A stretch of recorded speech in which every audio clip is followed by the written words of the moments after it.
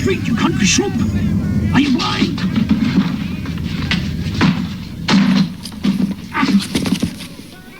Cossacks and Black Hundreds are rounding up unregistered Jews. You've been hurt? No, it's only dog blood. Although who's a dog and who isn't, I'm starting to doubt.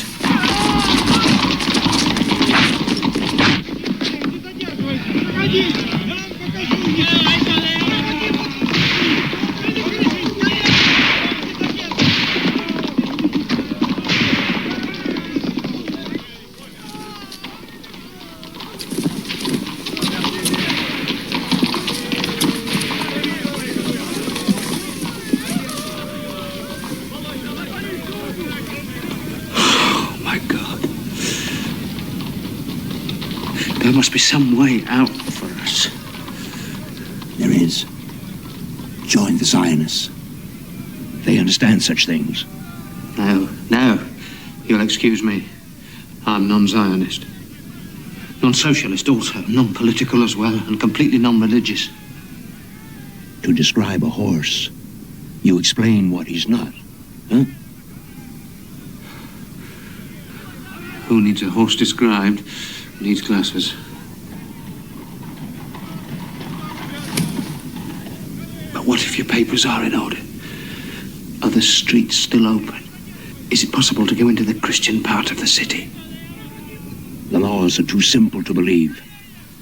A rich Jew may live and work wherever he likes.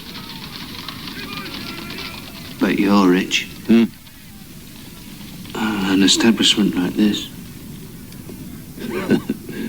I'm the poorest man I know. A tailor. God help the father who apprenticed me.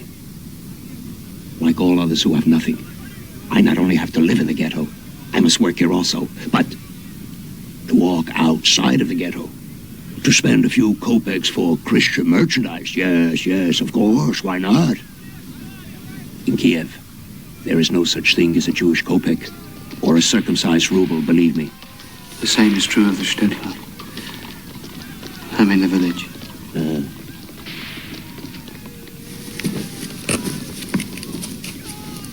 There's a sign out there. It says, "Death to the Jewish Revolution." Since when have we got a revolution? They're crazy. The whole thing's crazy. Understand? In order to make a revolution, first, you must have a country. You name me one Jew who calls this cesspool of a country his own, huh? Pigs! Let them make their own civil disturbances. I wouldn't start a revolution if I could. I wouldn't do them the favor.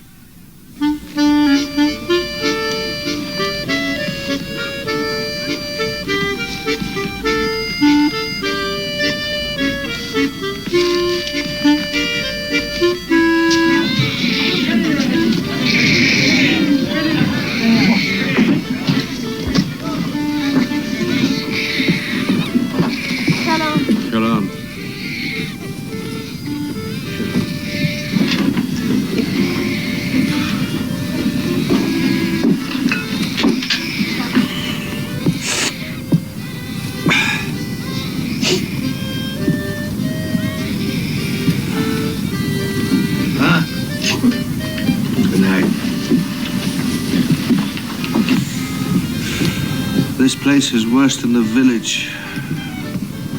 Call it, the village makes you a Gentile? Shtetl is shtetl. Would you like a slice? Pleasure. On my feet all day. One broken window, I fixed just one. So it's better than none, don't say it. Tears you want from a man with a wife, 5 children, and more calamities than Job at his works? For the children, give thanks. For me, the problem is a terrible appetite for rubles. Nothing but rubles. So, speaking as a friend, what do you think I got for a full day's work? Noodles. One plate only. And watered so thin, our horsehair sinks right to the bottom. Like that. You'll forgive me. I've got some advice. It'll cost me my rent money, but truth's important. A man like you should try to find work outside. Because, may I tell you something? You don't even look like a Jew. Who decides who's a Jew and who isn't? It's a goy every time. Try once and find out. The more a man hides, the more he has to hide. The same can be said for starving. Well, what you need, my friend, is confidence. And I will tell you exactly how it must be done. First, you must give the appearance of a busy man who has no time for nonsense. At the vital moment, throw the head back. Push the chin forward. Remember God's promise to Abraham and pass through. With that coat and cap, you look like any other decent Jew-baiting Russian worker. People will pass without even looking at you.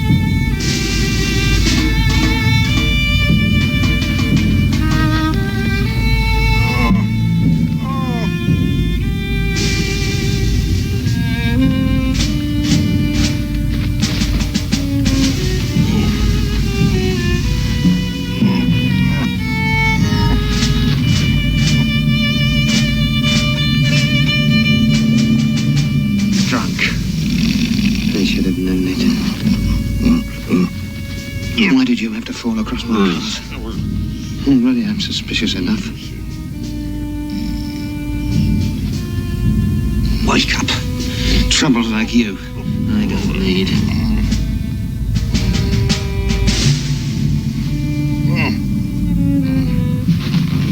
Freeze to death for all I care, you damned anti-Semite.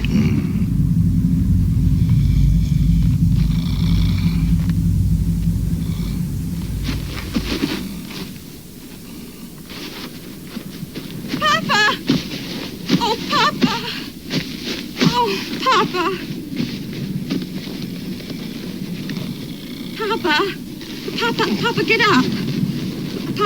Papa, please. Please help me get him home, sir. It's only down there. Yeah, he's drunk, miss. I'm sorry, I'm a busy man. Papa? I'm not even supposed to... Papa, come home, Papa. All right. Take his legs. Yes.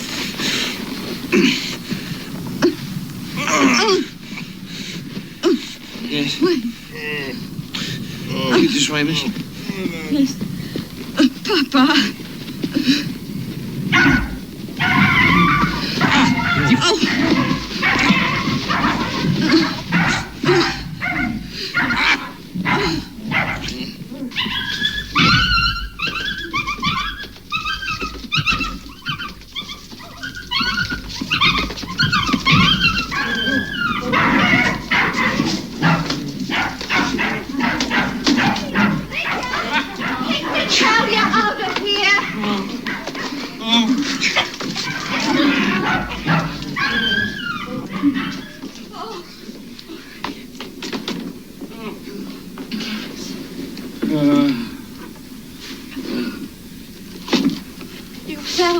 No, Papa.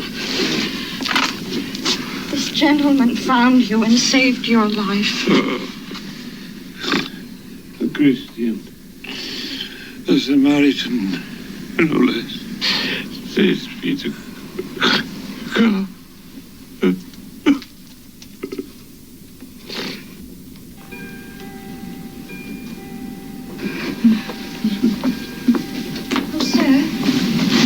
Sir, so kind. I didn't mean to be rude. The gentleman you've helped is Nikolai Maximovich Lebedev. I am his daughter, Zenaida Nikolaevna. If you'll come to see us in the morning, my father will give you something more substantial than mere thanks. Something more substantial? You know what I mean, money? Sure. Who accepts money from a man who advertises in his buttonhole that he hates Jews? What better contribution can an anti-Semite make than a few rubles to keep a decent Jew alive, huh? Yeah, that's a good point. But before I accept so much as 1 kopeck, I will have it out with him. I will say to him, Nikolai Maximovich Lebedev, I, Yakov Bog, who saved your life last night, I'm a Jew.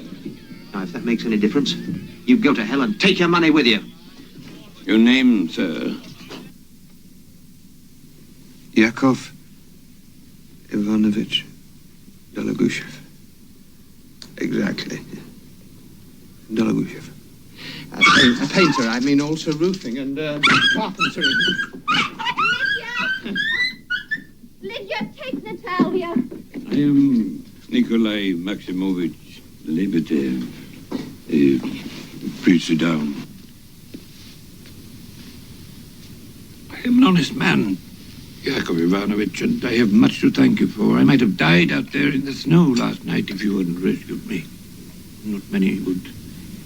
True Christian feeling is a rare thing in this world, don't you think? Well,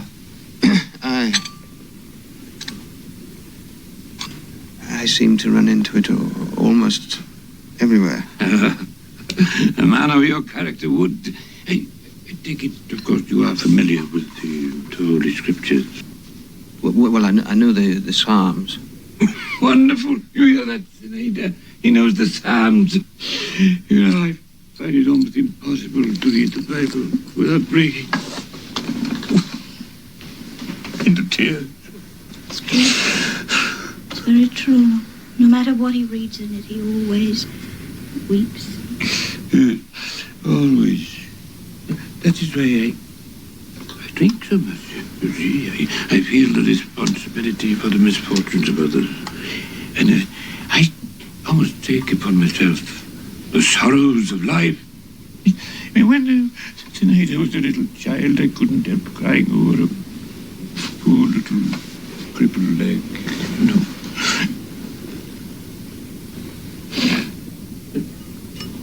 I mention this to you so that you may know what kind of man you rescued from near death last night. Yakov Ivanovich, how shall I repay you?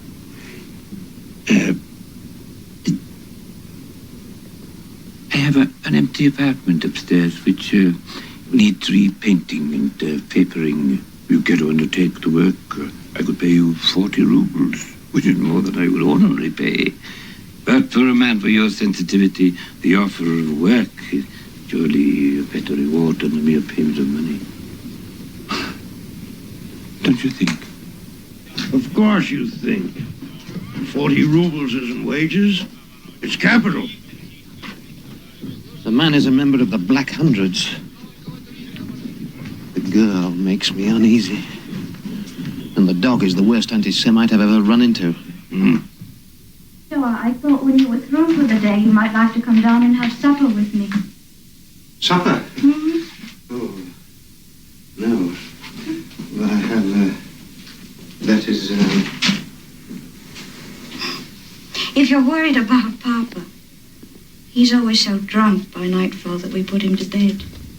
I'm left to take supper all by myself. It's cozy, of course, but sometimes it can be dreadfully lonely.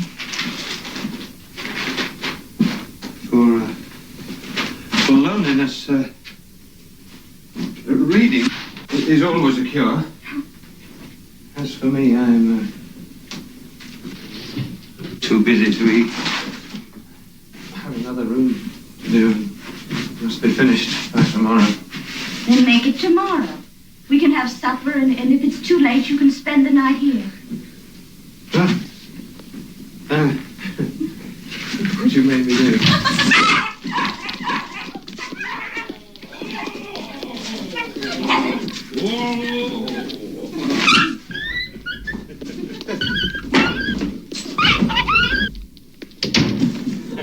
Oh, beautiful, beautiful.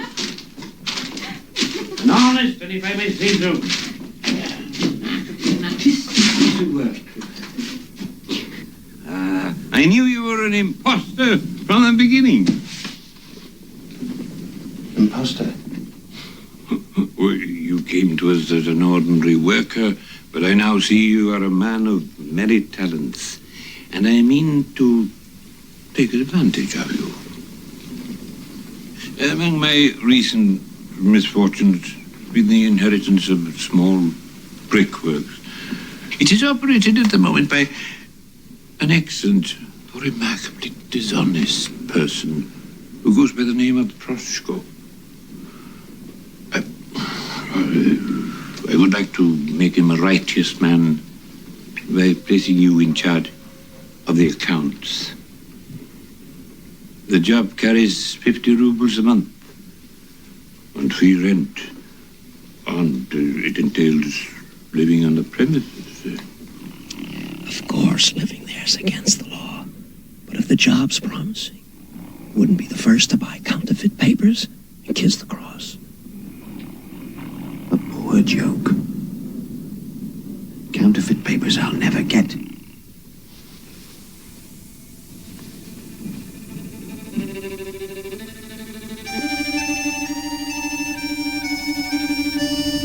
Without children, who can a man look in the eye?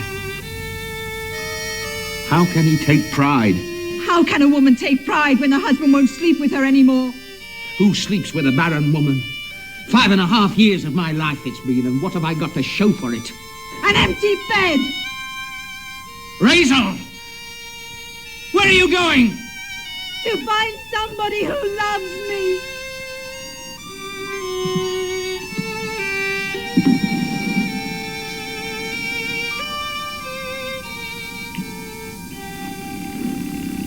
Also, there's a more serious problem. The girl. What about her? She's got intentions.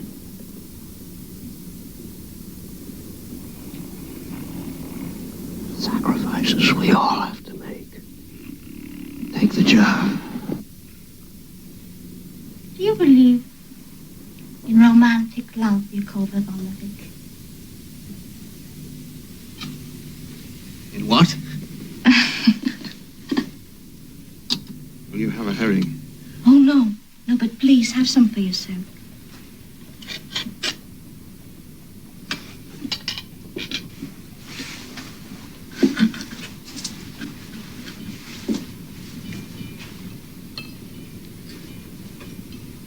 Sometimes I think it's possible to let love fly by like a cloud in a windy sky. One is too timid.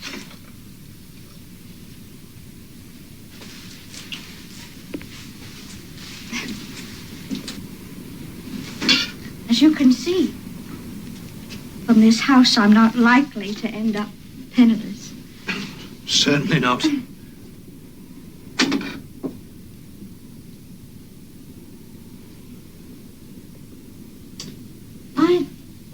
I know we are from different classes, which might make you afraid to say anything about a more lasting relationship, even if it were really in your heart to do so.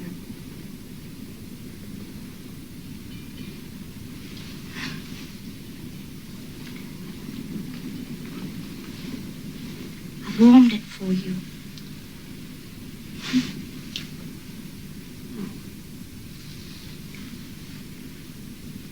Yes. Yes, you have. Thank you. so. So I thought it only fair to make it easy for you. Do you love me, Yakov Ivanovich? Just a little.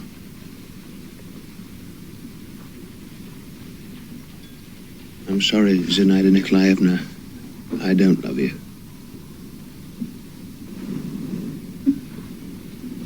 On the other hand, it's no loss. I'm half ignoramus. My disposition is uncertain. My prospects of evenness. Yakov Ivanovich, please. Please, for a minute, don't be so serious. Wouldn't you like to kiss me? I dare you to.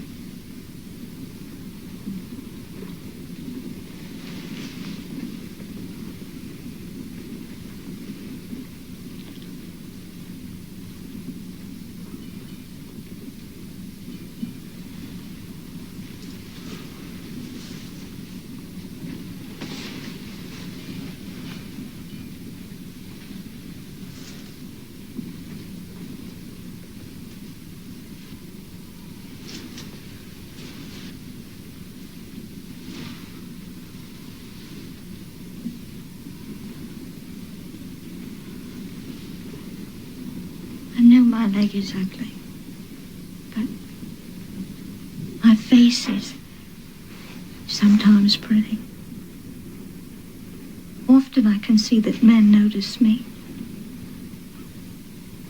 even young men.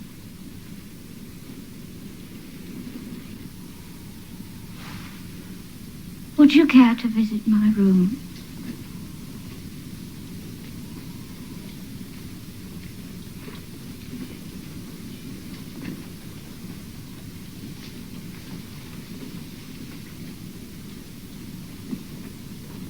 Excuse me for putting it, bluntly.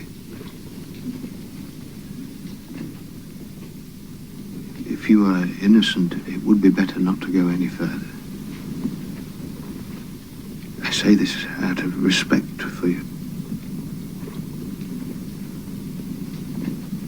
Then again, what about your father? Isn't he likely to find out? He never has.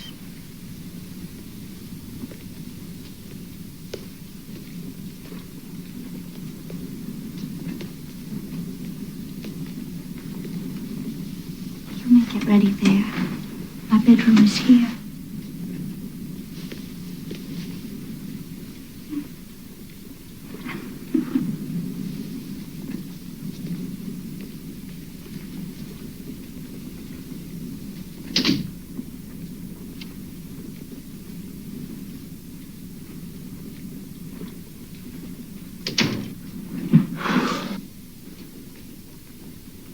Russian girl. It's ridiculous.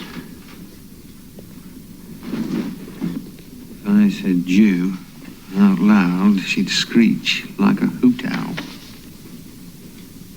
Well, the answer's no. Absolutely no. On the other hand, it's been a long season without rain.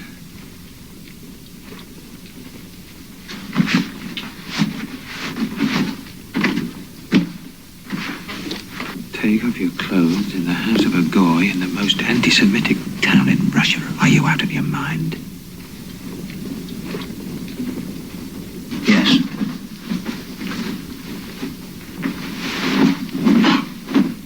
Man's not a man for nothing.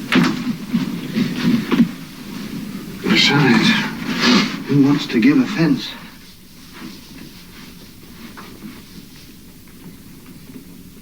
What is there about it that's worth such a risk? At your age, will it be a new experience you expect a surprise? Certainly not. To a man like me, it means nothing. On the other hand, the biggest risk is already taken. I'll climb over the orchard fence if you don't pick fruit.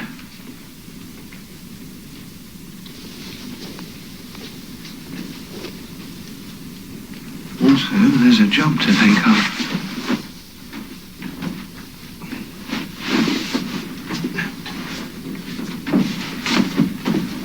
A little courage, if you don't mind. Plough deep, you'll get plenty of corn.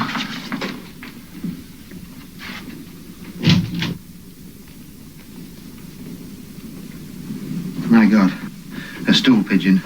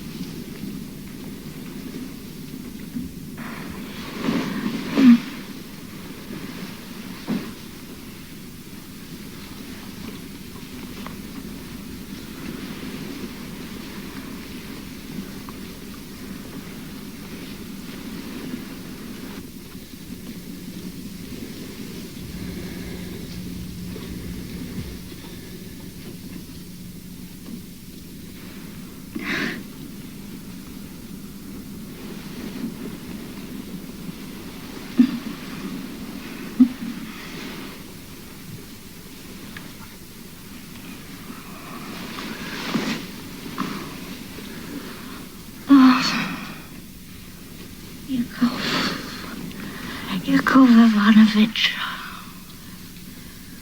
have you ever been in love? Truly in love? Well,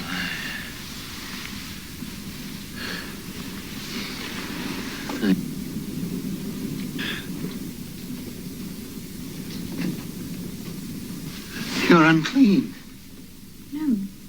No, I'm not really. It's personal. But I did not realize your condition. Neither did I. It only just began. Forgive me, Zenaida Nikolaevna. No, don't go. Please don't go. I meant nothing wrong. Please. Excuse me. Some can, but I can't. No, don't go! Please!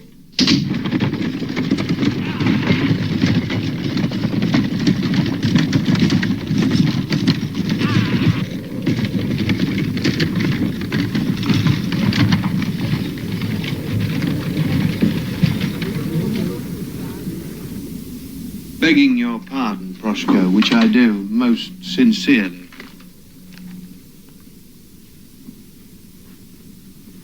This is the number you checked out. Your figure is exactly 32 loads short. We'll talk about that later.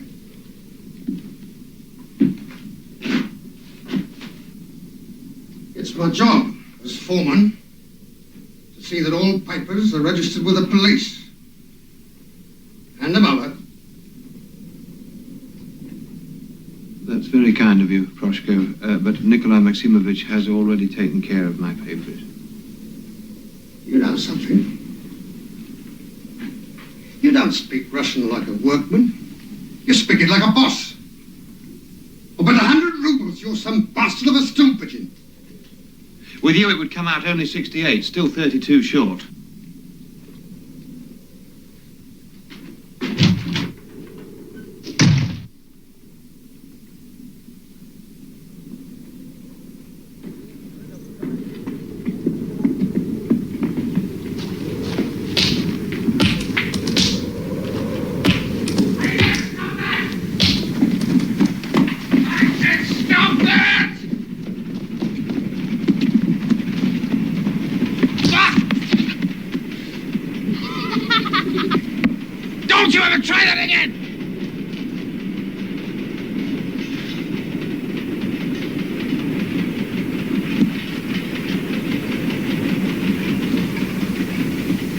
bricks cost money, you should watch them better.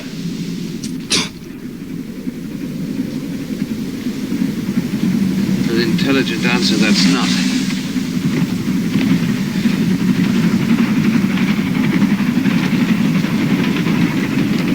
Dolagoshev! Dolagoshev! You called me? Twice! You run like a ruptured pig!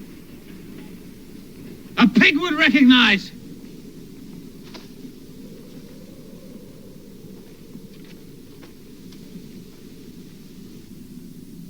All these questions fall within a man's natural right, which he cannot abdicate even with his own consent.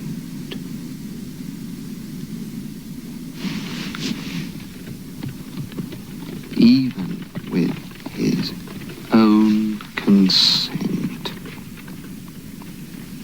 he cannot give up those rights.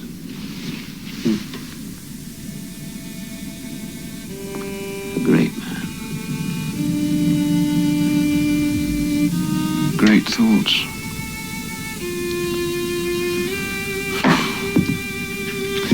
Yet to copy down another man's thoughts does not make an educated man, for that is...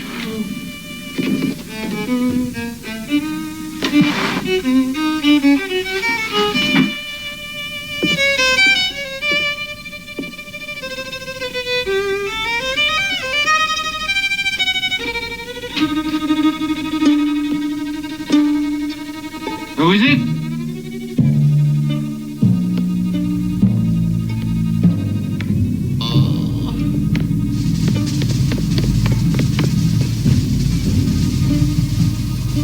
It's all right, grandfather. What happened? From Minsk I've come to see my brother in the ghetto. I lost my way. Some young men stoned me, and I crawled here. Which was good for you and bad for me. I'll smuggle you out in the morning after the drivers have left. There's a streetcar 3 squares down. Goes straight to the ghetto. You'll need some food. Oh, thank you, but I can't. If you will be so kind, only a little water.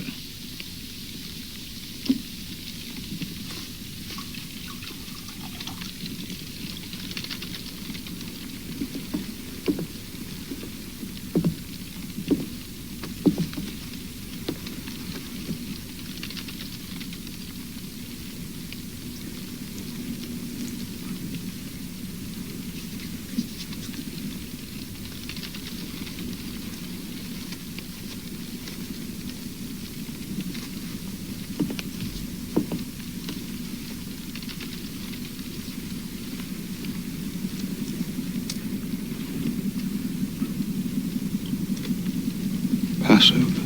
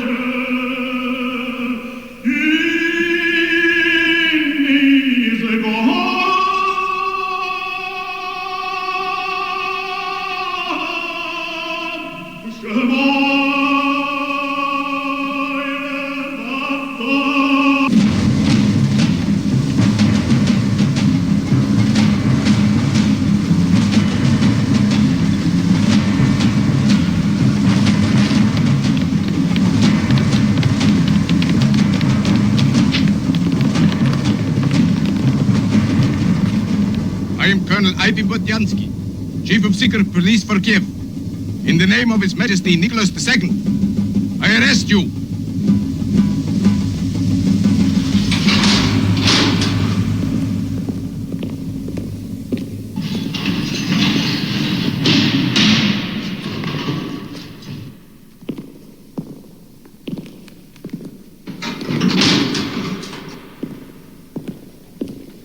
I'll be a Bibikov, investigating magistrate. Identify yourself.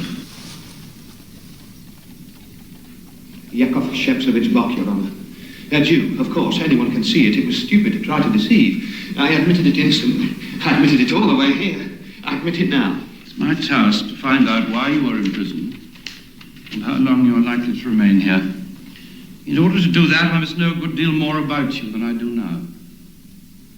Now then, where's your family? We might say I don't have one, Your Honor. My parents died when I was a child. Do you visit their graves on the Jewish Day of Atonement?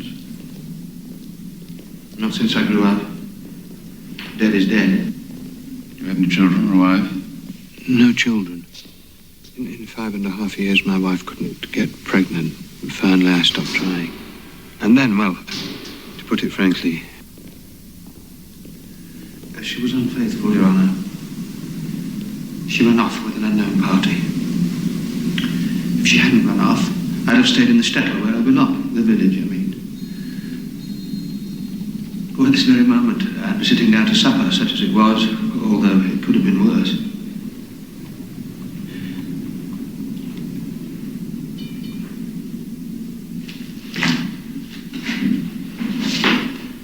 To tell you the truth, it wasn't such a bad place to be, now that I come to think. Have you ever heard the expression, an historical necessity? Excuse, I'm an uncultured man. Perhaps. But you speak very good Russian. Not at all like a Jew from the shtetl. Can you account for that? Well, I've tried to improve myself, Your Honor. Although, as you see, it's done me no good. Only 3 books I brought with me to Kiev. One was Sinopsis' Russian grammar and rules of pronunciation. We also found among our possessions selected chapters from the works of Spinoza. Then also maybe you found my tools.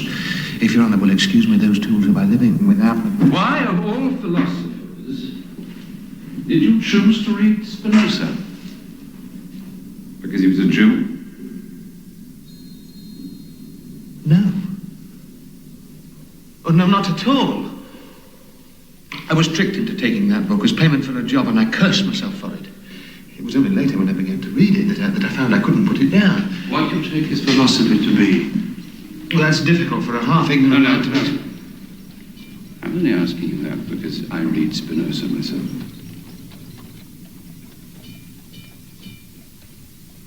Well, I think he was saying that life is life. There's no sense kicking it into the grave. I think he went further than that, don't you? I think he taught that all free men had to take a positive interest in securing freedom for their neighbors. Isn't that correct? It's correct if Your Honor says so. My own personal philosophy is entirely disconnected from politics, completely. What is your own personal philosophy? That life could be better than it is. But to make it better, one has to engage in politics. Politics are for those who can afford. In my thinking, it's work, and more jobs would do it. Not to forget goodwill among men. Which reminds me, Your Honor, that I would like to see a lawyer. Would you care to try one of these? They're Turkish. If you were asked, on your own behalf and in your own words, to describe yourself, what would you say?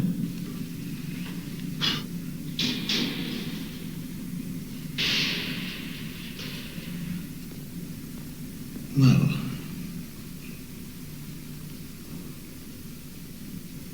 I'm what I am. No longer young, yet not old. Quick-tempered. but sometimes generally mild.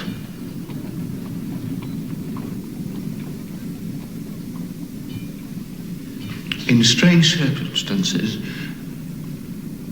somewhat timid if you want the truth, yet no coward. Lacking in education, yet not entirely ignorant. In short, and to sum it up, I'm a man who, although not much, is still much more than nothing.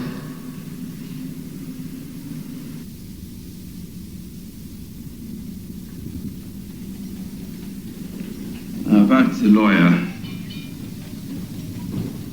First of all, there's an investigation, and then an indictment is drawn up and handed to you. And after the indictment, you see a lawyer. Do you understand this? Yeah. Now then, just fill in all those questions. And sign your name. I'll leave you the candle, but I have to hurry. My child, a boy, has asthma. My wife worries. Well, she always worries. And I worry too. Sorry to hear that, Your Honour. I myself have had asthma so long, it's pity I can't take your little boys too. Because, if you'll forgive me, I know how to live with it, and a child never does. Guard! Whatever happens to you, you must have great fortitude. The law will protect you, unless you're guilty.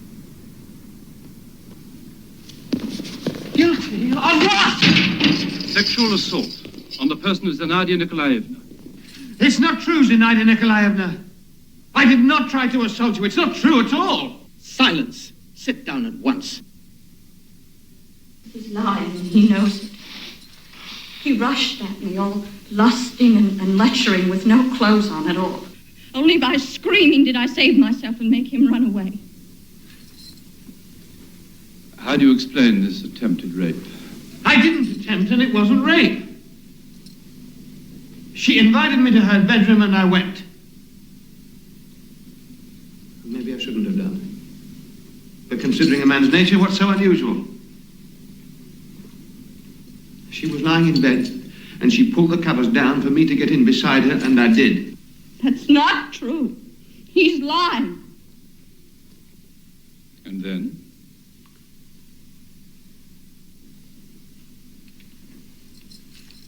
If you'll forgive me, Your Honour, some things are better not said. Tell us exactly what happened when you got in bed, and tell the truth. The truth is,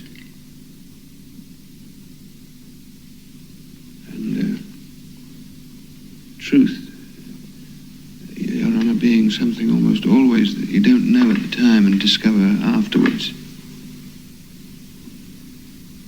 The truth is, she asked me if I'd ever been truly in love. And at that moment, something remarkable happened to me.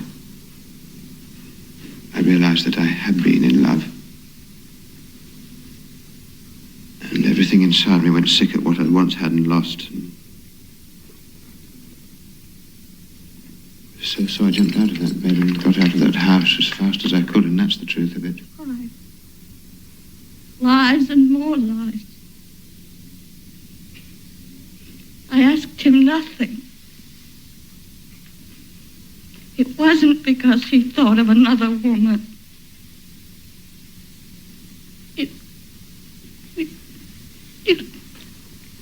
It's something quite different.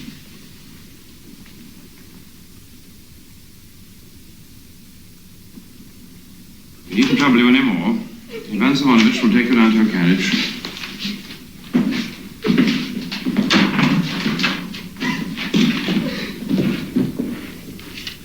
Yakov Bog, considering all of the circumstances, and this does not mean that I admire your conduct, I shall recommend that the charge of sexual assault be dropped against you. Oh, thank God. I shall, however, have to ask the court. I shall have to ask the court to charge you with taking up residence in an area prohibited to all Jews except those who have rendered conspicuous service to the crown. Which clearly you have not. No, never. Not even once. No. Therefore, you will be charged and sentenced for a misdemeanor. Well, a man can't be lucky all his life.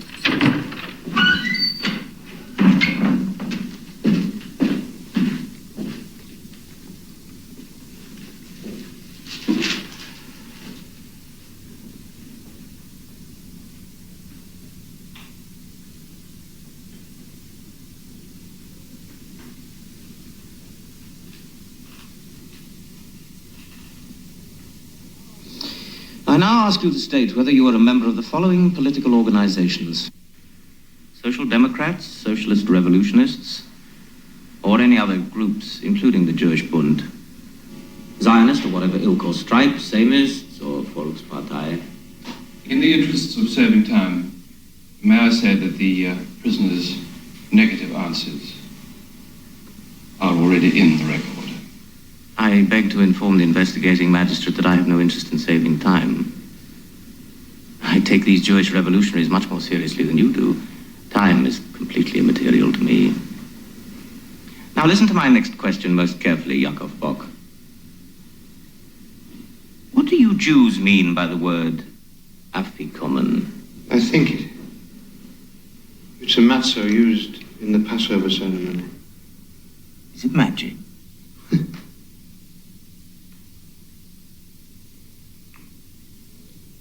To my way of thinking, superstition, Your Honor.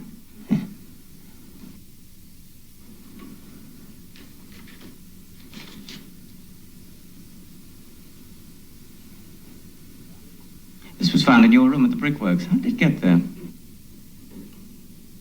An old man brought it. A Hasid. Complete stranger to me, I give you my earnest word. He lost his way. I let him spend the night with me. Knowing he was a Jew? Since when can two Jews contaminate each other? Answer with respect. Is it not true that you and this old Jew personally prepared and baked these matzos? No. Absolutely no.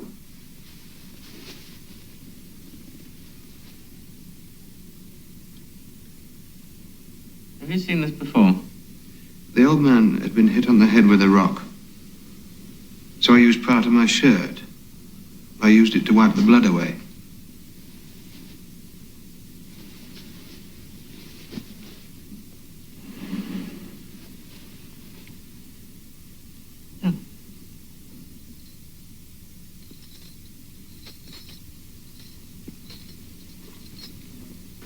Tell me, Yakov Shepsevich Bog, alias Yakov Ivanovich Dologushev, alias God knows what else.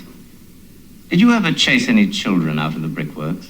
And in particular, a 12-year-old lad by the name of Zhenya Golov, murdered shortly thereafter, whose photograph I now place in your hand.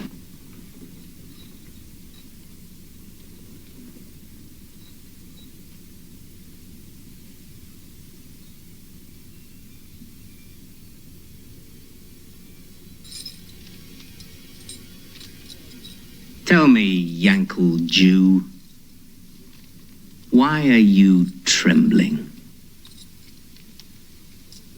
Every day he entered smaller amounts on the books than he should, so he could keep 4 or 5 rubles for himself. The secret police confiscated 83 rubles altogether. If he'd been stealing 4 rubles a day, he'd have had many more, wouldn't he? Who knows what a Jew does with money?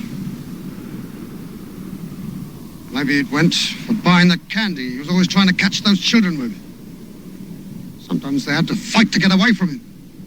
So, when the boy turned up dead up at the cave, I searched his room. And I found the mattress and the flour and that bloody rag. That's the one! Oh my God, yes, that's him! What do you mean by him? The Jew Zhenya told me about, the one who chased him with a long knife. Note the identification. May we come into the house, Marfa Vladimirovna? We want you to tell us what happened a few days before the Jewish Passover this year. Speak slowly and don't slur your words. You paying attention? The closest, Your Honor. On the morning you speak of, my darling went to school as usual. And I worked late that night. Zhenya wasn't here when I came home, so I decided he'd gone to his grandmother's house, which he often did. And on that same night, I came down with the most terrible case of grippe. And you know how that is, Your Excellencies. Fevers raging, sweat pouring out, and all the time throwing up like a public fountain. For 3 days and nights, I wasn't able to leave my bed except for emergencies. And then, just as I was getting dressed to go for the police, my darlingest little Zhenya was found dead in a cave with 39 Jew stabs in his poor little body. Since then, my life is over. I've lost all my reason to live. My grief has driven me mad.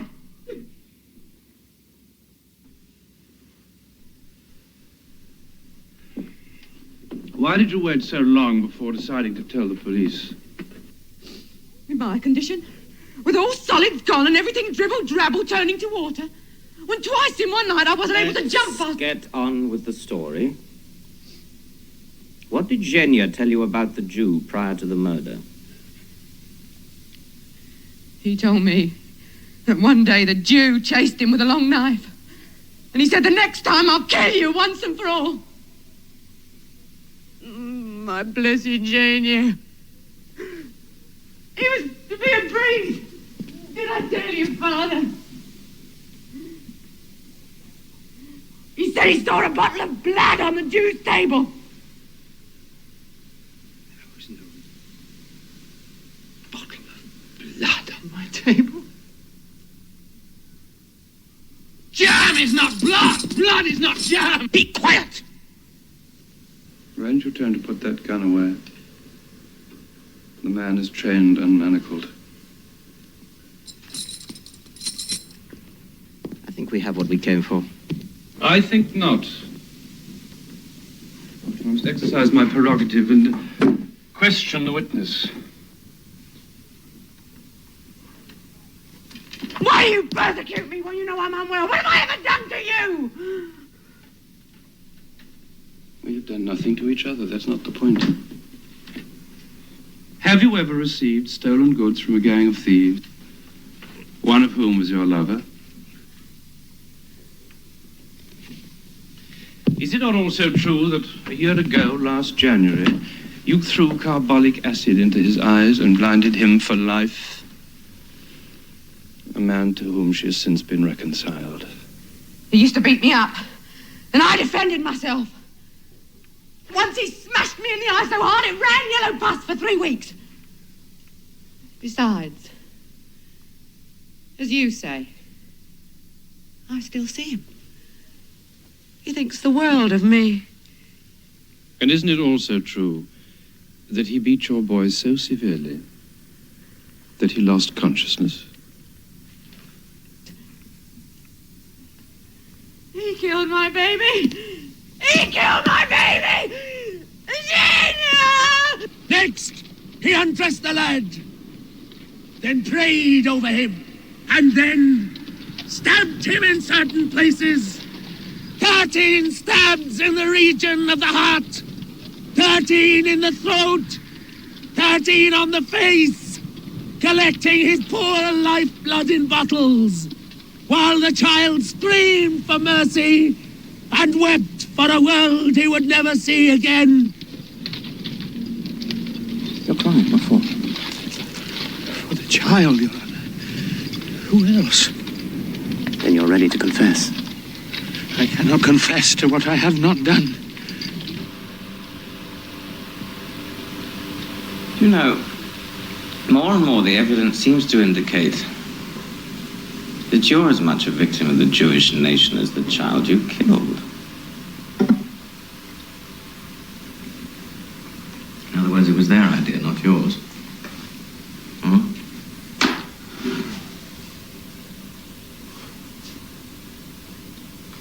Very well. Confess. And we'll take into consideration that you acted unwillingly and under compulsion. Now, surely a man of your intelligence can see the possibility. You were duped, Yakov Bog. Who dupes a man into innocence? No Jew could possibly have killed that child.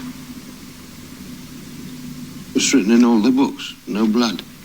The rule is in the Bible, in the Torah, in the laws, everywhere. Many an egg my own wife would throw out if they go to fit up the smallest spot of blood. Rachel, I would say, take care. We can't afford to live like kings. She was a fine cook, now that I come to think of it. Wasn't so bad eating in that house. Enough. Enough. We have proof not only that you killed the child, but that you were also an agent of the secret international Jewish conspiracy called the Kahal, which is engaged in fomenting a revolution against the Tsar. I'm not a revolutionist. Not once in my life was I even interested in politics. Who knows about such things? I'm a fixer. Confession now can save you. Later on, not even God himself can help. Confessing to lies takes a talent I haven't got. Lies? It's the only talent a Jew has got. His character is unchangeable. His criminal nature is constant. All this has been scientifically established. Stand up.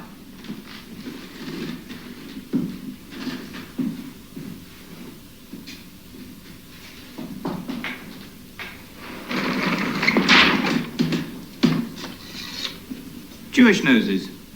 And every one of them a criminal type. Here, for instance, is yours.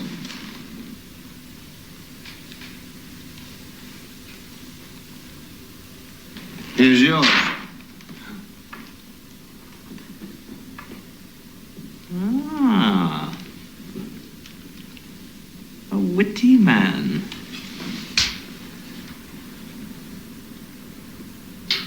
Tell me, Jew, did anyone ever teach you the meaning of the word respect?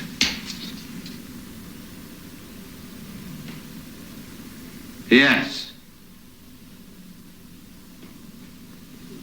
Define it. It's what you've got to have in order to get.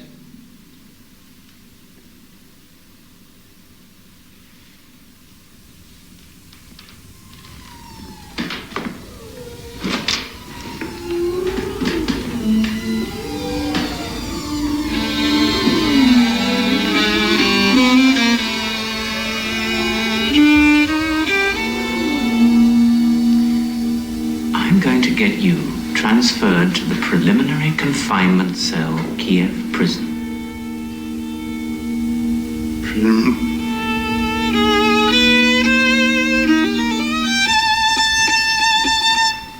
Please, Your Honor.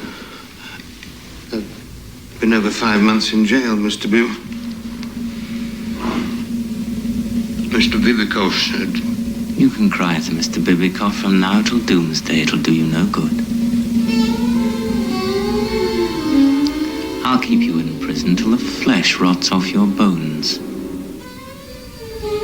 I'll keep you there till you're so sick of covering up for these Jewish revolutionaries that you'll beg to confess the whole filthy conspiracy.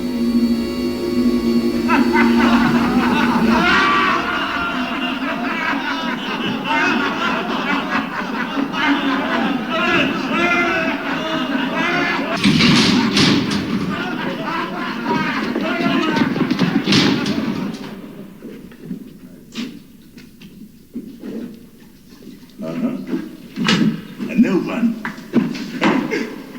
I like you.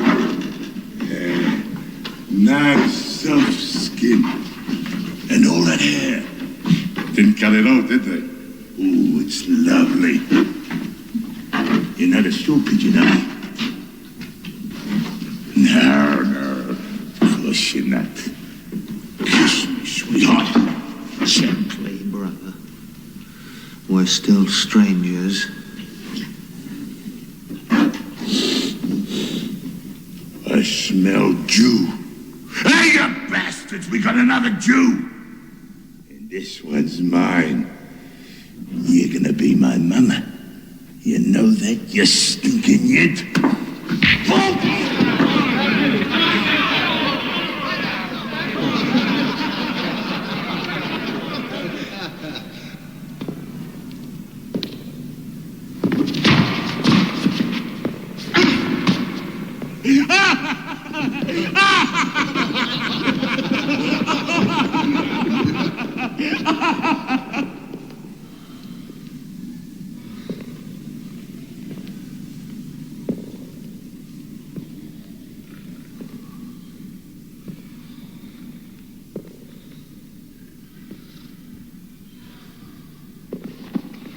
I know who you are, Yakov Bog.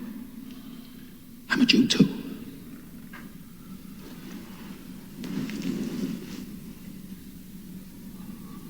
So, the difference between us is that I'm guilty and you're not.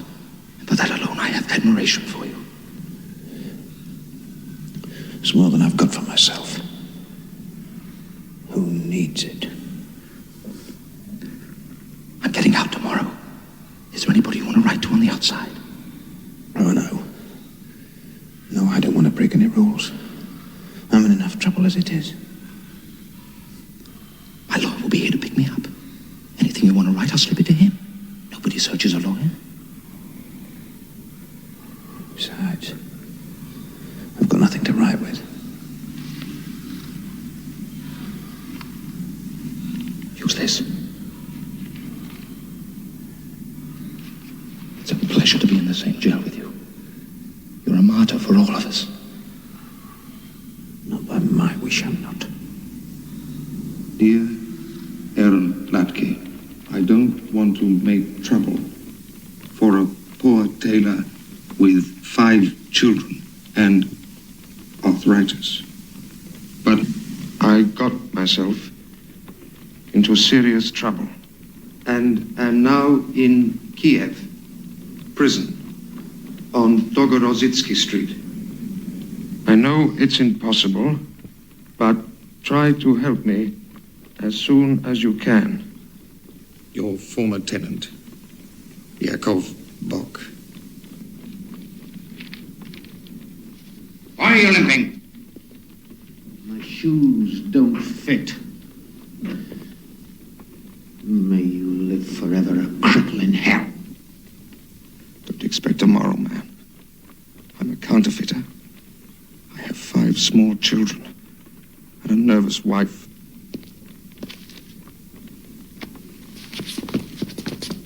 You see the kind of assistance you can expect from your compatriots? Yes. He's a weak man.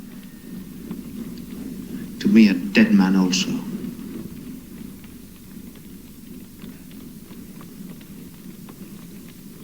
It's dangerous for me to be with the others when my head isn't shaved. They don't trust me. Are you trying to report an assault by one of your fellow prisoners? Reports I don't make. The rules say my head should be shaved.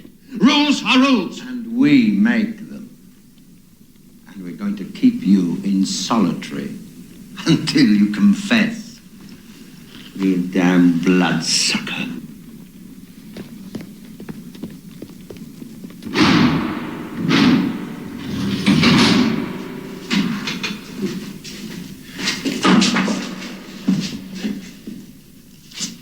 Found a fingerprint on the boy's belt buckle. We'll see if yours match it. They were taken in the other jail. So we'll take them at this one. Also the shoes. I bleed, Your Honor. So did the child. If you want things easier, confess! All right, search him. Strip searched me twice already today. Now, strike!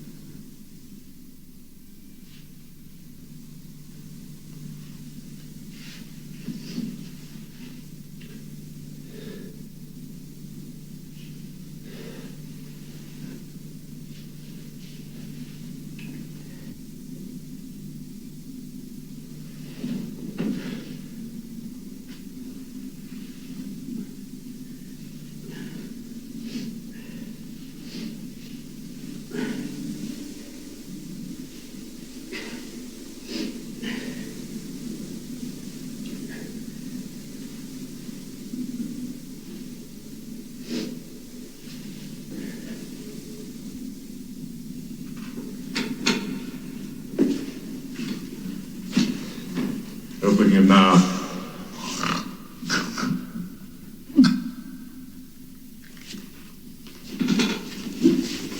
Bend over. Spread.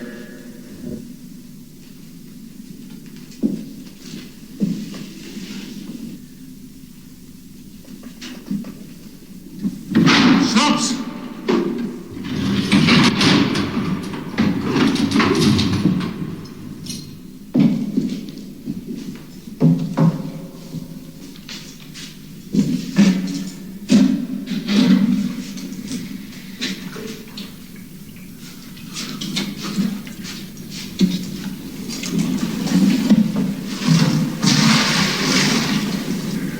All right, open up.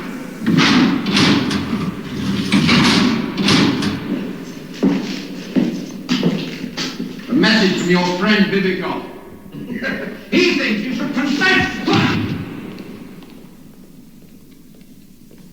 All the same, if you don't mind my saying so, it's a funny thing you're coming here in the middle of the night when the warden's away. All right, open up.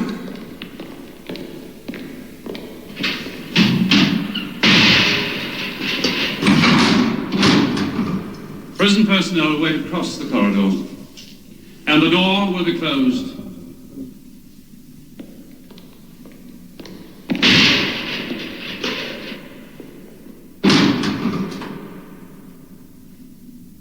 My friend, I can see from your appearance what you've been through. And I beg that you won't think me remiss or without feeling if I comment on it no further. Unfortunately, I must concern myself with other matters. Our time's short, and I want very much to help you. Then, if you'll excuse me for being out of order, Your Honor. My shoes are full of nails. They tear holes in my feet. I see that you got another pair.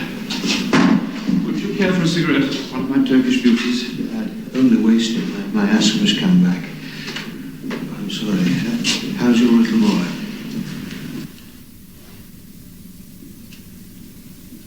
My boy died.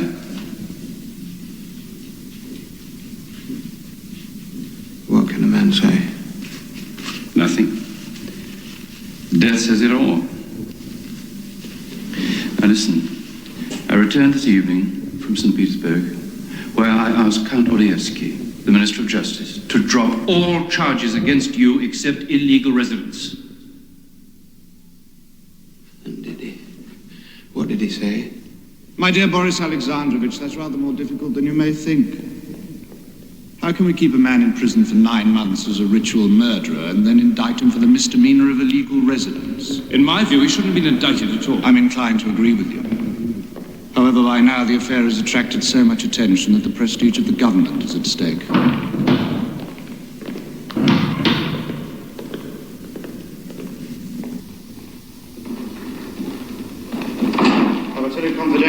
Tsar himself is convinced of the man's guilt.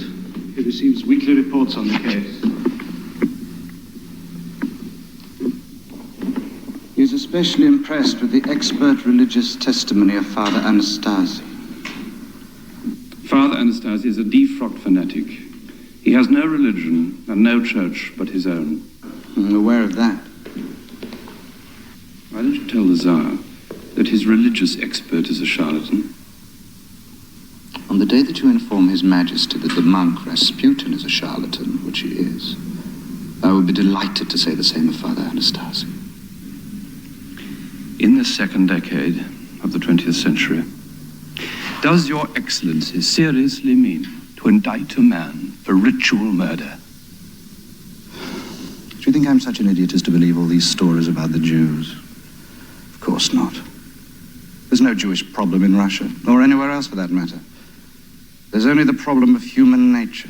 And is it an extension of human nature to prosecute an innocent man? Possibly. It's human nature to be discontented. It's also human nature to react to that discontent with passion rather than wisdom. But Your Excellency... Please. To govern men, you must govern their passions. To unite them, you must unify their passions. Since hate is far stronger than love, it follows that men are best unified by hate, and best moved to action by a desire to kill what they hate. If our workers and peasants begin to hate the Tsar, as I fear they do, ultimately they will kill him. Far better they hate and kill the Jew. In fact, it's the only patriotic alternative. That is why a confession would be so convenient at this time. Not only for us, but for the Jew as well. Then there's no chance at all. I'm lost. But for one thing, listen to me. I have no intention of serving an indictment on you. The boy had been talking to his schoolmates about all the illegal merchandise that constantly flows from his mother's house. He was murdered by his mother's lover to keep him quiet, and probably assisted by her. But I have a witness who saw their boy's body in a bath in that woman's house some hours before it was discovered in the cave. The ritual perforations were an afterthought, performed on a dead body to incriminate the Jews. So that's how it goes with a man's life. And a boy's too. Excuse me. Does the prosecuting attorney also know what you've just told me? Gorbachev has orders to destroy all evidence in your favor that come into his possession. They are determined to convict you, and I am determined that they shan't. And all I ask from you is your confidence and your patience. Confidence you'll get. Patience I've always had. Although, I don't mean to sound bitter, but it's not in my nature to imitate a dog. It's not your bitterness which offends me, my friend. It's my fear that I may fail you.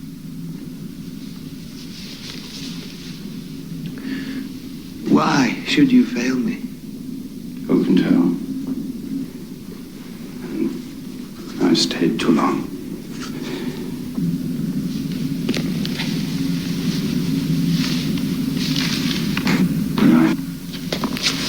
Your Honor, I think all men fail. That is, in the thing that they want to do the best. So if you should fail me, not wanting to, you understand? And I, at this moment, full of the most terrible fears, still, who's to call it failure? is who?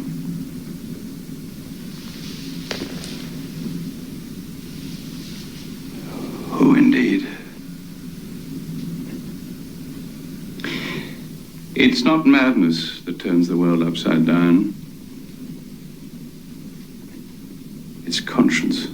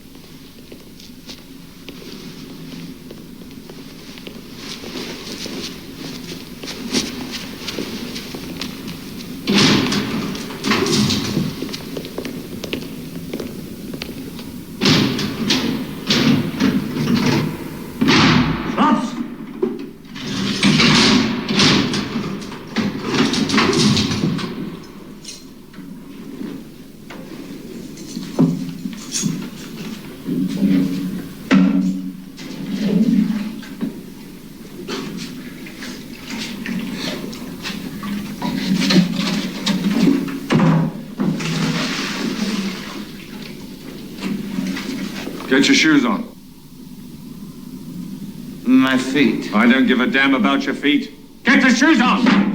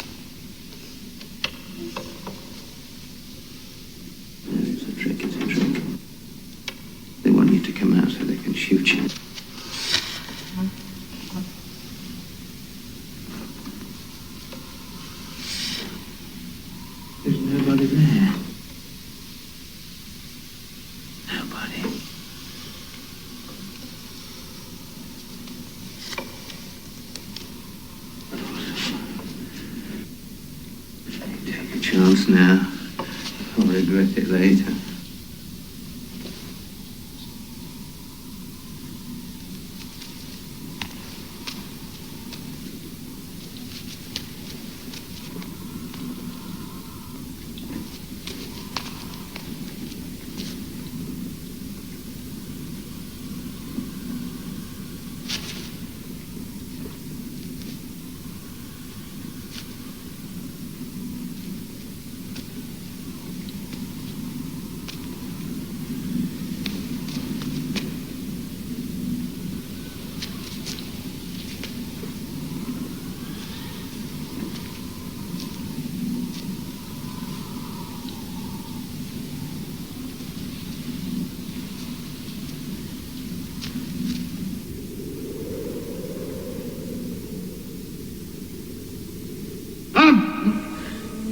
The old Jew you let stay in the stables has turned informer. The only way you can save yourself now is to confess the whole filthy conspiracy.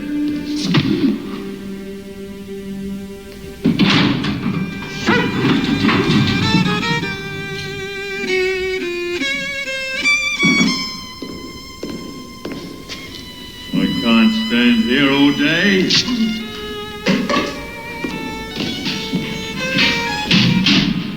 We need some cuttings from your fingernail. Get up. I can't.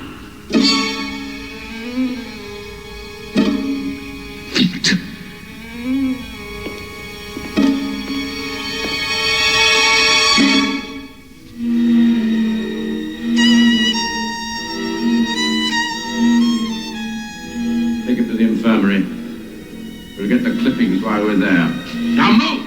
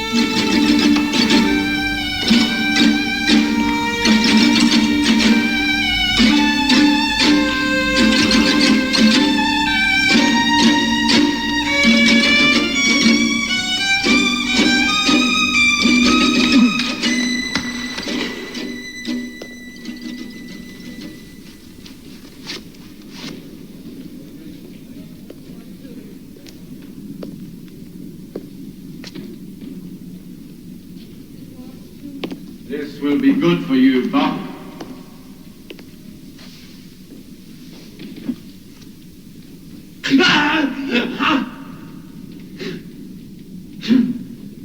Now you know how that child felt. Confess and we'll give you morphine.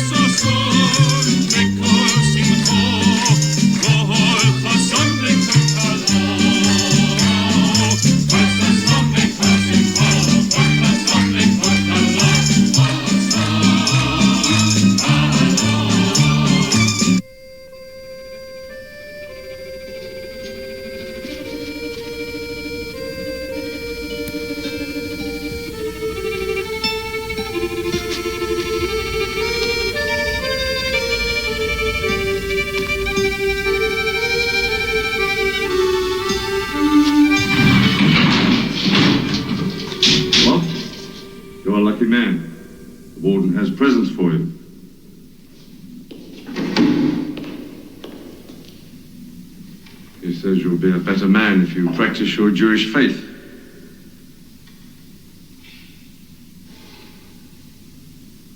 The Bible.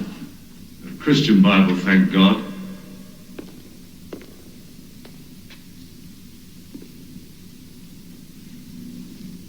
And the centurion who was standing in front of him saw how he had died, and he said, "In truth, this man was a son of God."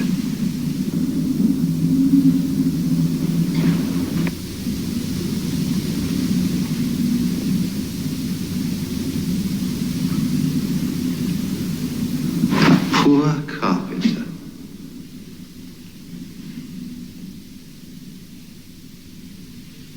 Sometimes also fixing things with his hands, I bet.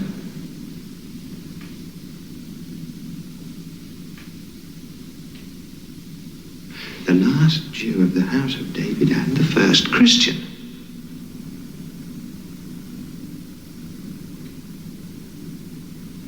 Did the Christian part of himself hate the Jewish part? How could that be? All of him was Jewish. And all of him was also Christian.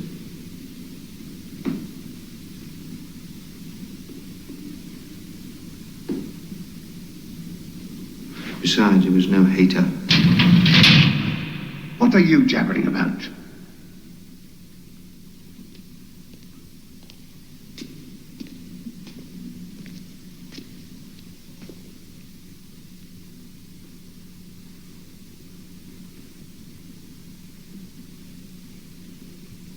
I understand something.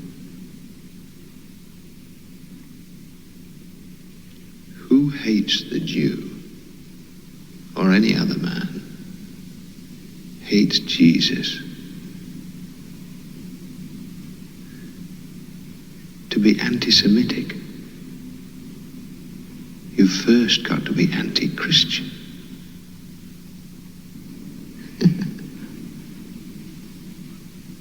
It's in the book. Well, nothing. He just reads.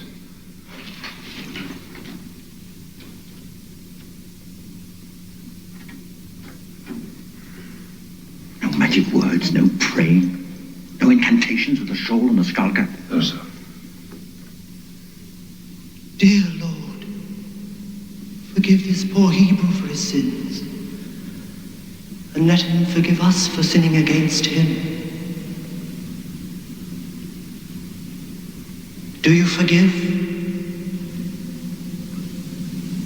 I forgive no one. Dear brother, I beg you to listen. God has told me in a vision that once you've accepted Christ, all your troubles are at an end. But first you must confess your crimes and repent them. I beg you, Yakov Shevtsevich.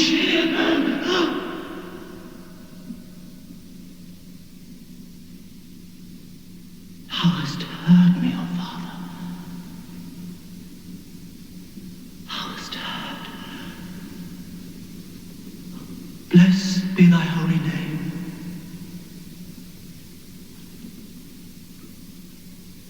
Open the door. Guard!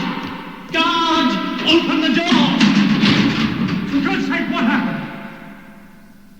I have received a sign from heaven. Tomorrow at the 6th hour after cockcrow, the Jew will acknowledge the divinity of Jesus Christ and confess.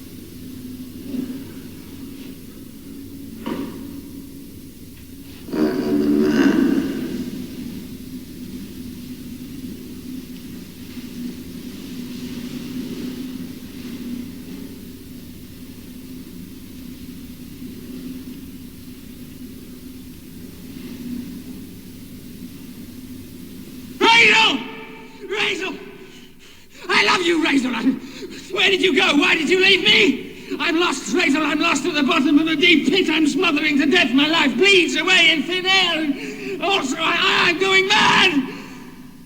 Help me. I'm sinking. God has destroyed me, and no man is my friend. Help me, somebody. Help me before I drown in the world's tears and its slime. Papa, save me. Latke, Razor, anybody save me. Somebody must help. The world is forgotten. I am walking to Jerusalem. I am walking to the mountains of the moon. I am walking to hell. I am walking to St. Petersburg to see the Tsar. His Imperial Majesty Nicholas II, Emperor, Tsar, and autocrat of all the Russias. Yakov Bog here, the fixer. I must ask you to strip. I beg your pardon. I said strip! Your undershirt you may keep. But everything else comes off.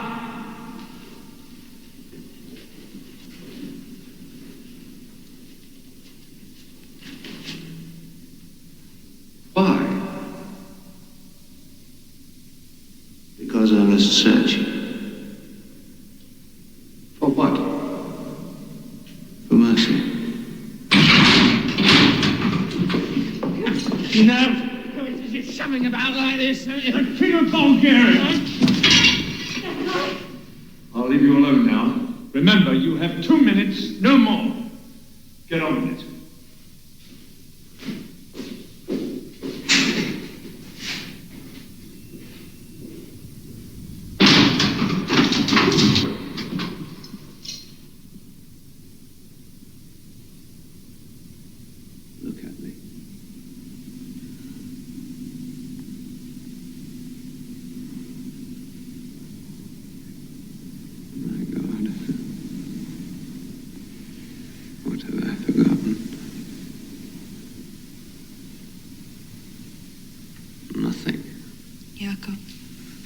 What have they done to you? What did you do to me? It wasn't enough we were as poor as dirt and childless. You had to be a whore as well. One man doesn't make a whore. One man doesn't make a wife either. Were you such a fine husband to stop loving me just because I couldn't have a child with you? I didn't come here to fight about the past. Forgive the past. Why did you come? When I went back to the shtetl, Papa told me what happened. I went to the prosecuting attorney and begged him to let me see you. Finally, he said he would let me in if I bought you a paper. If you sign it, you could go free. A black year on this paper to sign! A black year on you for bringing it! Stop yelling! And hurry with the paper.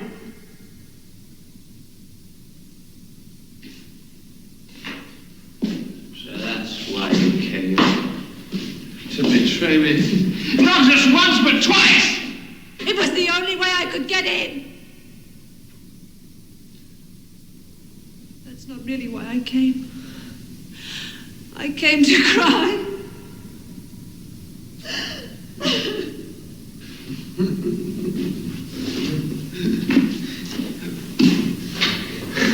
The last time I saw you, you were crying. I've been in 2 years in prison since then, and the next time I see you, you're still crying. What in God's name are you crying for? I don't know. Crying is crying.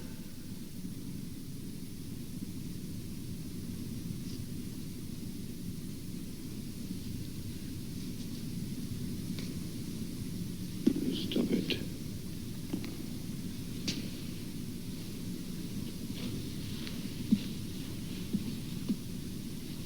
I'm sorry I stopped sleeping with you. I had to punish somebody, and so I punished you. Who else was so close? What more can I say, Razor? Except that if I were to live my life again, you'd have less to cry about. So stop crying. Yakov. In addition to the confession paper, I have something else to tell you that is also maybe not such good news. I've given birth to a child.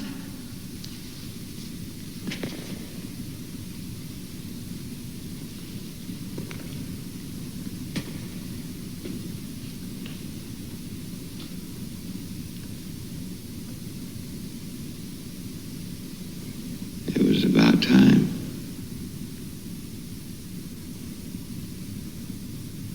Just a boy or a girl? A boy.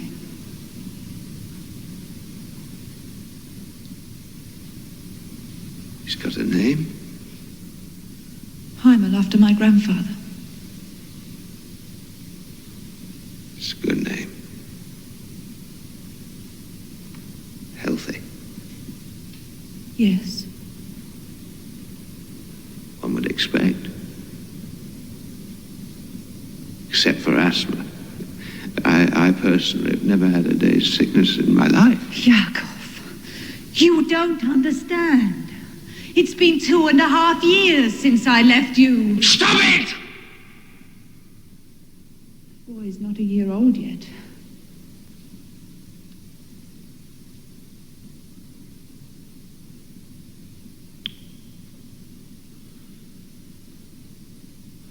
So if you weren't barren, what was the matter? Why couldn't we have a child? Who knows? Some women conceive late. With conception, you need luck.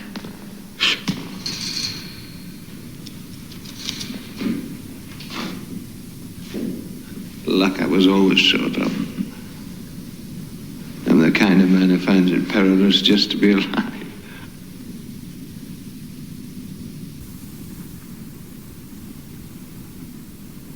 What do you want from me?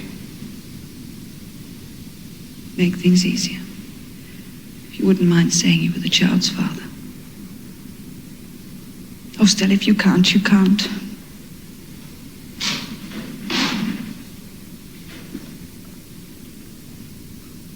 Father. The father was a goy. He was a Jew, a musician. He came, he went, I forgot him. He fathered the child, but he's not the father. The one who acts the father is the father. Now my own father's the one taking care.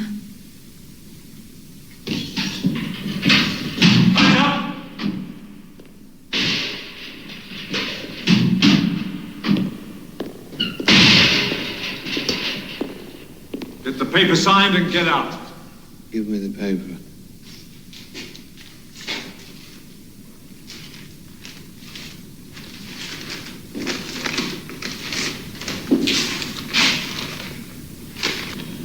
Every word of this confession is a lie.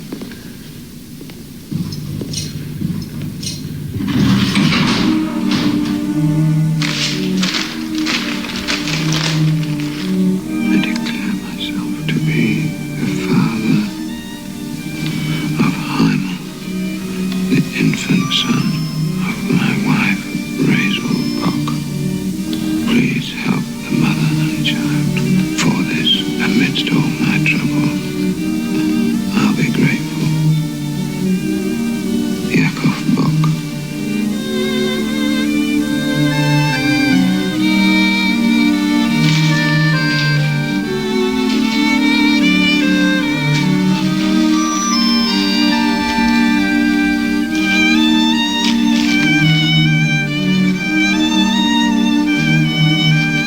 On your way.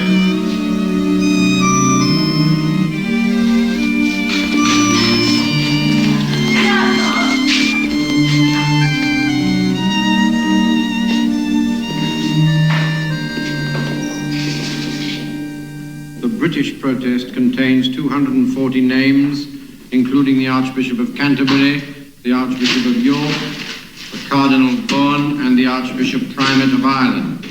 The American protest was signed by 76 Protestant and Catholic churchmen, including 2 cardinals. We shall keep you informed so you will understand how important Count Odievsky feels it is to secure an immediate and voluntary confession from the prisoner. Signed, I.N. Grubashev. Give you any trouble, kill him.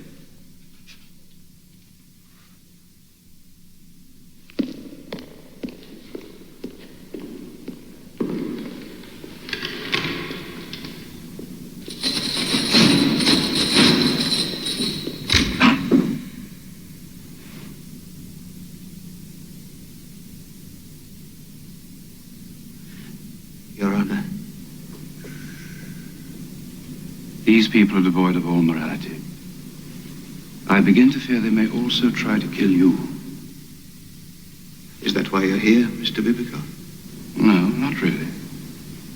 I come to salute a hero. A hero I'm not. A hero decides to be a hero. He's got choice. I'm just a fool. Worse than a fool, I'm an accident. I didn't intend. I also bring important news. Tell no one what I say. The jails have blown open, and all the prisoners are going free. The rivers of Africa flow up from the oceans into the mountain tops. An opal has been found, which weeps blood. I'm sorry. I don't believe in superstitions.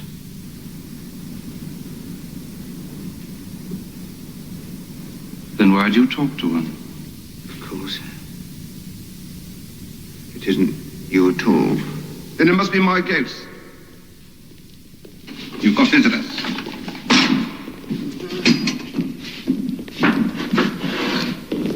I present Count Odievsky, His Imperial Majesty's Minister of Justice, a very great man. Banquet in honor of the Tsar, just to talk to you.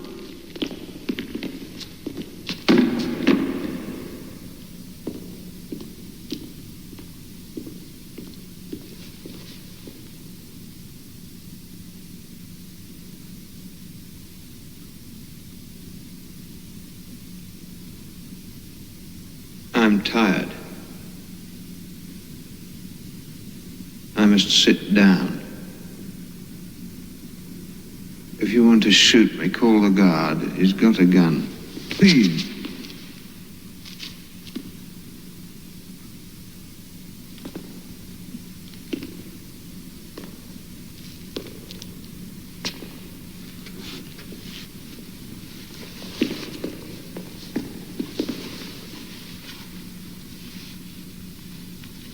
Have you got my indictment? Something much better, my dear. The Tsar is celebrating the 300th anniversary of his dynasty with a general amnesty for several classes of criminals, including you. You're free to go back to your village. Shtetl. The word is shtetl. No, you misunderstand me. You're a free man. Your crime has been pardoned. I committed no crime. I need no pardon. I want a trial. If you try to make me leave here without one, you'll have to shoot me first. You called me criminal. Now you must prove. Yakov Bog, I appeal to you in the name of the Tsar. Will you do nothing to avoid the most terrible tragedy that ever befell the Jewish people?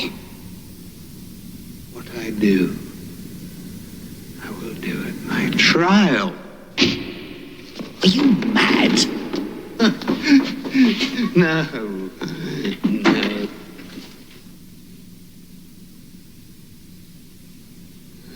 No, Your Honor. It's not madness.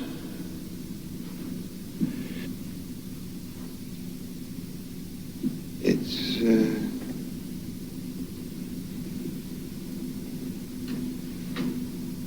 he would know. Who? Mr. Bibikov. It's not madness. It's conscience. Conscience.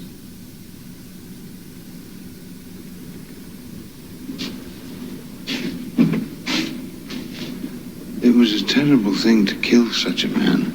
Do you think it's wise to accuse the jailer of murder while you're still in his power? Wise I never was.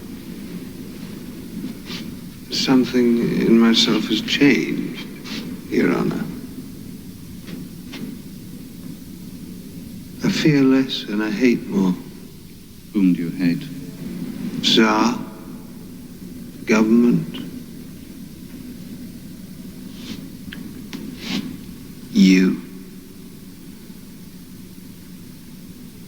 All those who lack the insight, you might call it, that creates in a man charity, respect for the most miserable. I'd be misinformed about you, Bog. Your dossier is that of a completely unpolitical man. There's no such thing as an unpolitical man. Where there's no fight for it, there's no freedom. Spinoza said it best. He was a Jew.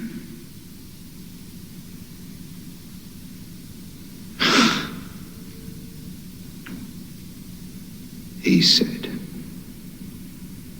you can't stand still and let yourself be destroyed. He said, if the state acts in ways that are abhorrent to human nature, then it's the lesser evil to destroy the state. You made yourself clear. Good night.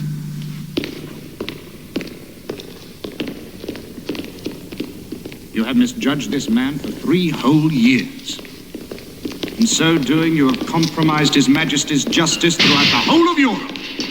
There is nothing to be done now but to deliver his indictment and bring him to trial.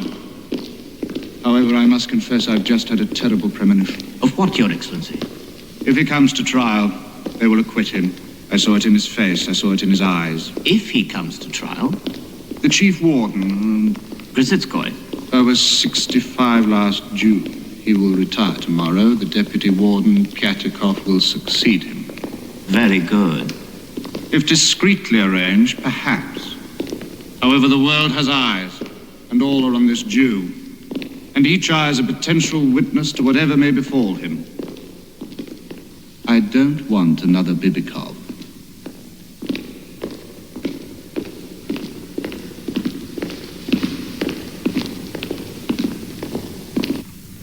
I have the honor to inform you that an indictment has been drawn up against you, and you will receive it shortly.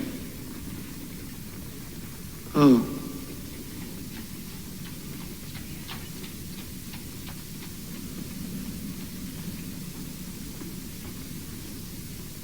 It's been a long time. I did not know that you were Hasid. Yes. They want me to look as Jewish as possible for the trial, I think. Of course.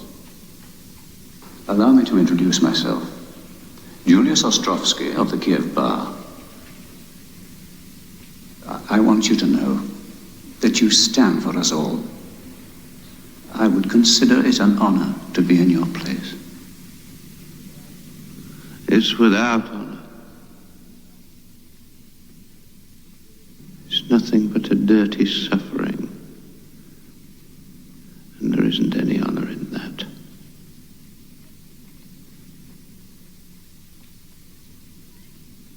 What about my case? First, we have proof that the child was murdered by Marfa Golov's lover. Second, leading people all over the world are petitioning the Tsar. Third, even in Russia, a little justice can be found. In short, you have a chance. Not a good chance, but a chance. Which is to say that things look better than they did. It's strange. The better it is on the outside, the worse it is in here. Why do you say that? They insult me. More and more, in every possible way, they insult me. Yesterday was a can of sewage they emptied on my head. Listen to me carefully, Yakov Shepsevich. The only way they can avoid a trial now is by your death. It follows that you must not give them the slightest justification. Obey every command. Watch out for accidents. And never allow yourself to be provoked. Am I clear? Who should know better than I?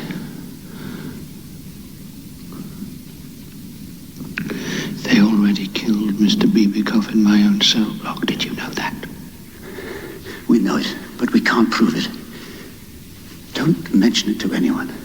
Your position is dangerous enough as it is. I've already mentioned it. My God. It's Grubishov, Count Adovsky. What possessed you?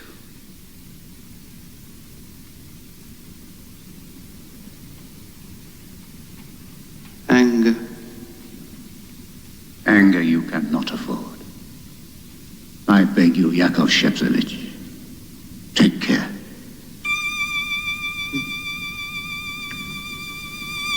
I can't die yet. Not yet. I've got to live. I will not die. I've got to live.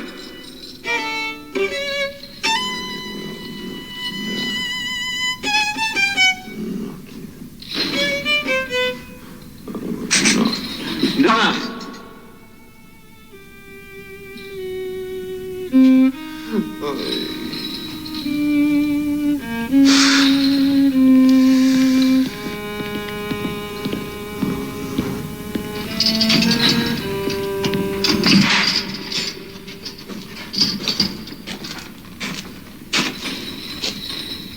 Well, you got what you wanted.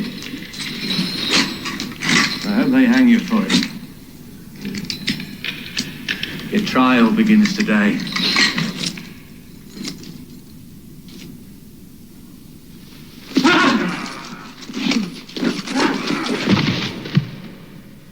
Here's your breakfast. Look, it's a feast. You Jews get the best of everything.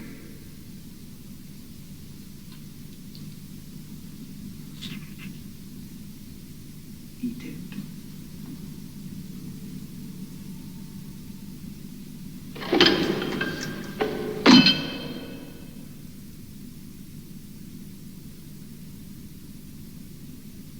I don't want any. I'm too nervous. If I ate now, I'd vomit. I gave you an order. When I say eat, by God, you eat!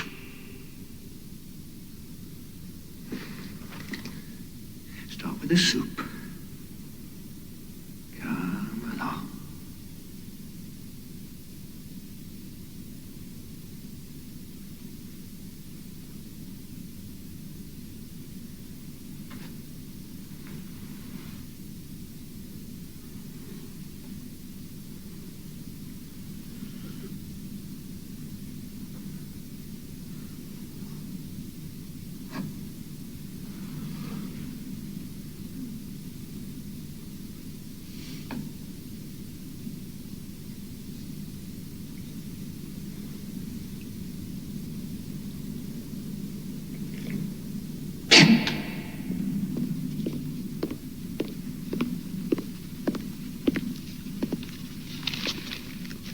No hurry, Captain. Just take your time.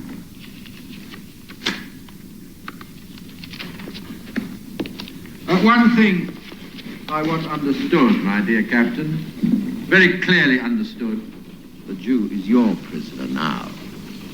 Whatever happens to him from this time forward is your responsibility, not mine. Yours. Is that clear? Take him out.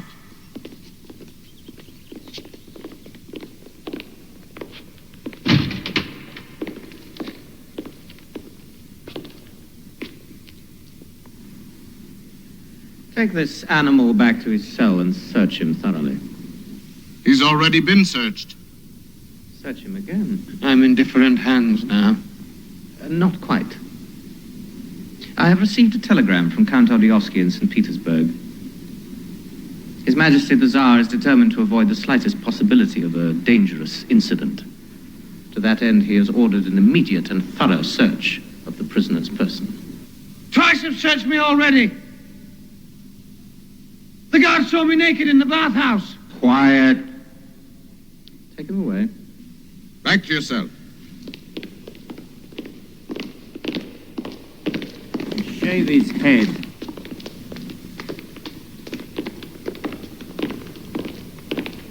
And find him a Jewish hat.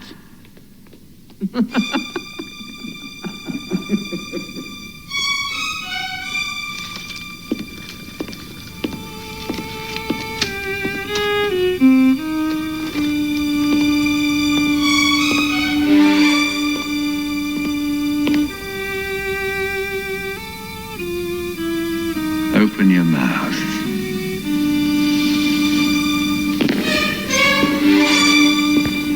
Now bend over and spread. And take off that stinking undershirt. I never had to take it off before. Take it off before I tear it off. What do you think I am? A magician? Books you think I carry inside me? Regiments in my mouth? Witnesses in my ears? What did you they were? What did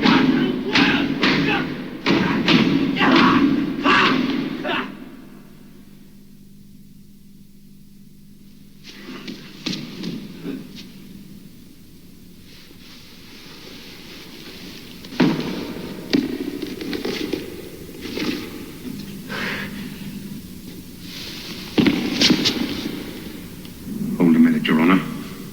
Law is law. The regulations don't call for shooting. Get out of my way.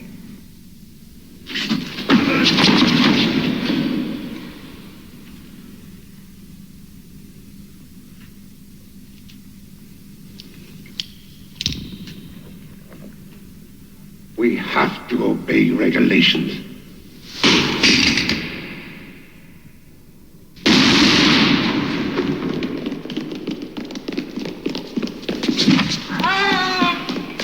Prisoner. I've given my personal receipt.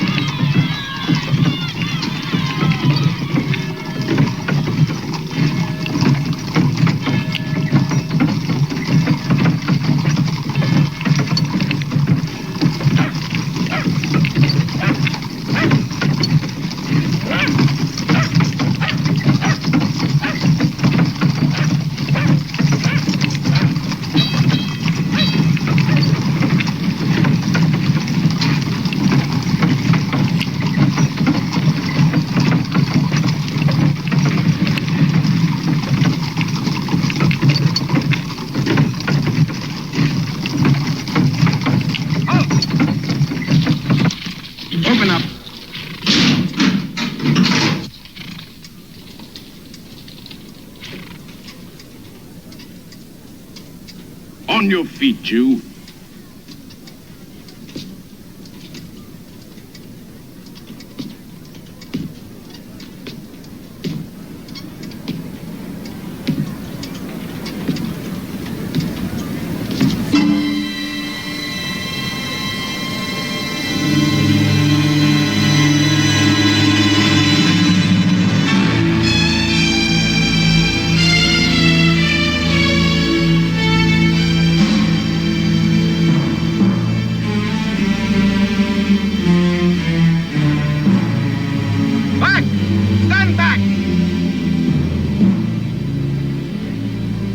Get him down from there. Put arms! Move him out fast.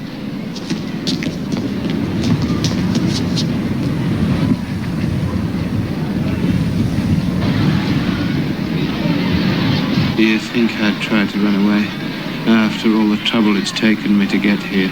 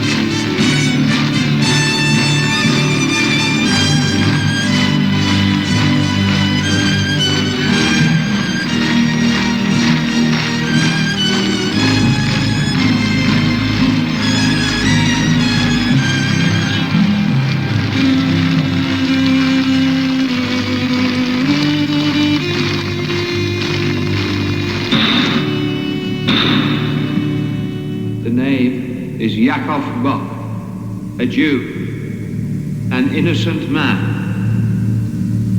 Also your brother.